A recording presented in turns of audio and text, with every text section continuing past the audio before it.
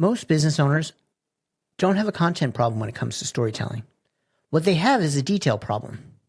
Because I used to be shy is information. But I hid under a pile of coats at family gatherings just so nobody would talk to me. That's a scene. And scenes are what make people listen, trust, and remember you.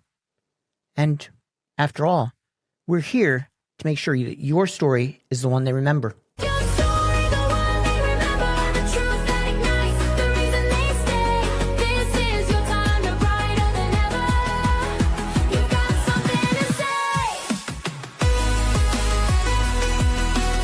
Welcome back to another episode of the Story Lab. Today, we're diving into what makes a story actually click.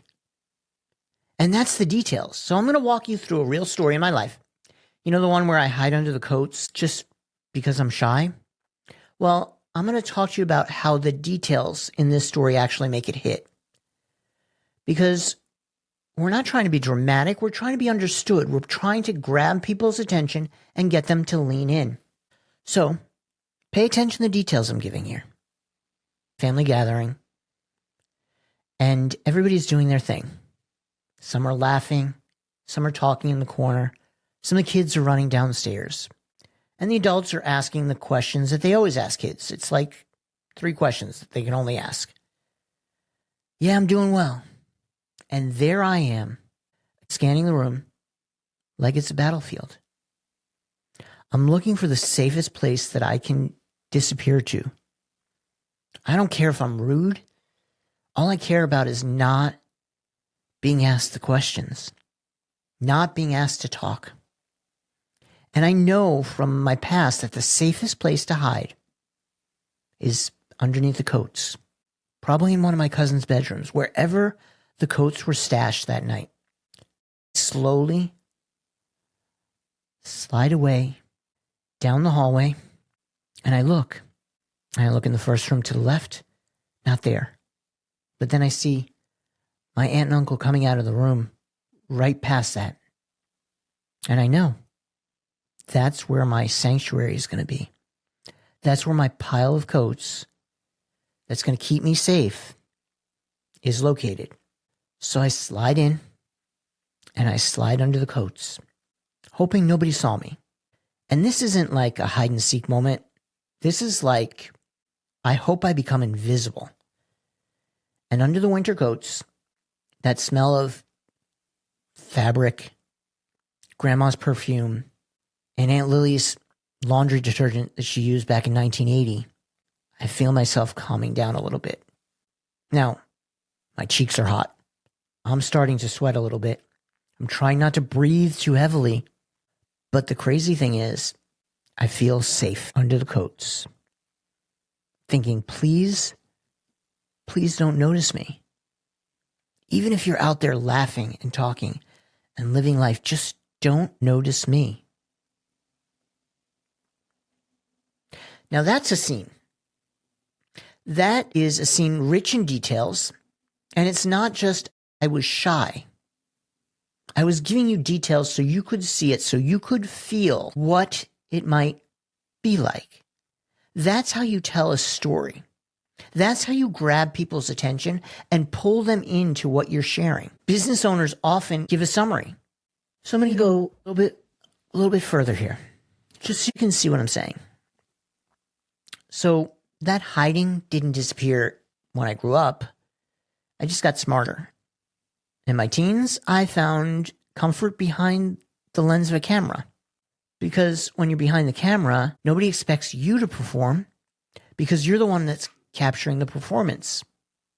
It was kind of the perfect system. I'd capture pictures, but I didn't have to step into life.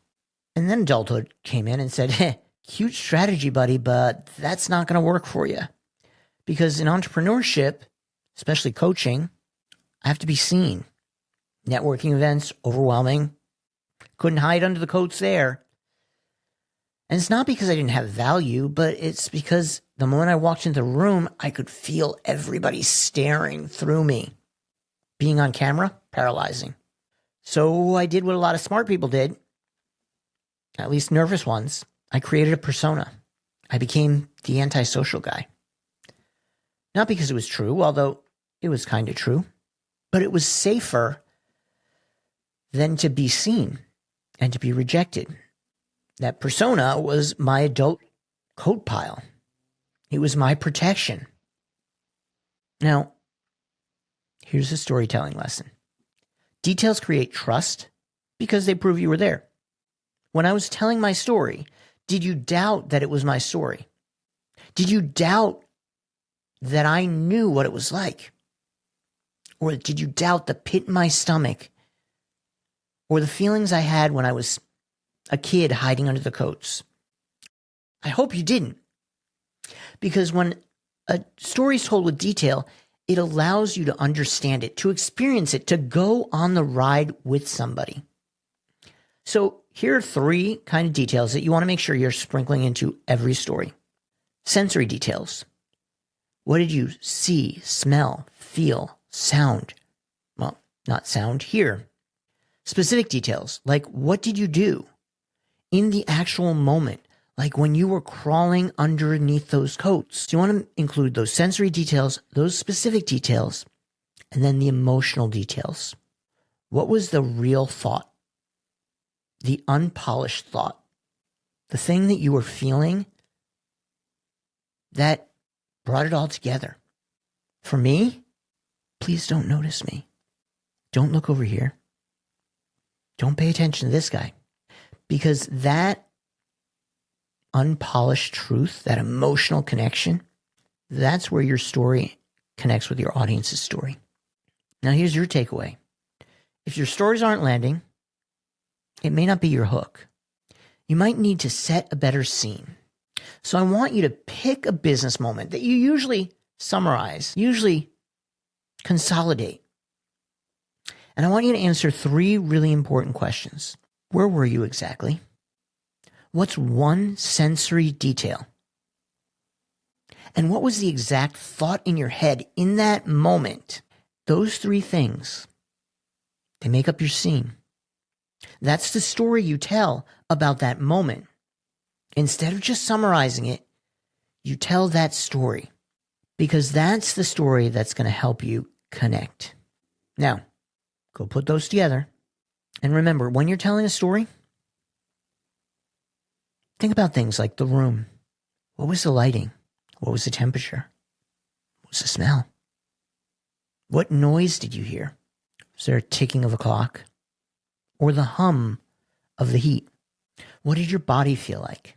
Sweaty palms, tight chest, shaky voice, dry mouth? What about the objects that surrounded you? Pen in your hand, the camera lens, the coat sleeve, the menacing go live button. And then what was the thought in your head? The meanest thing that your brain said, or the hope that you had, or the fear that you were hiding. Those details make it magical. Just don't forget them.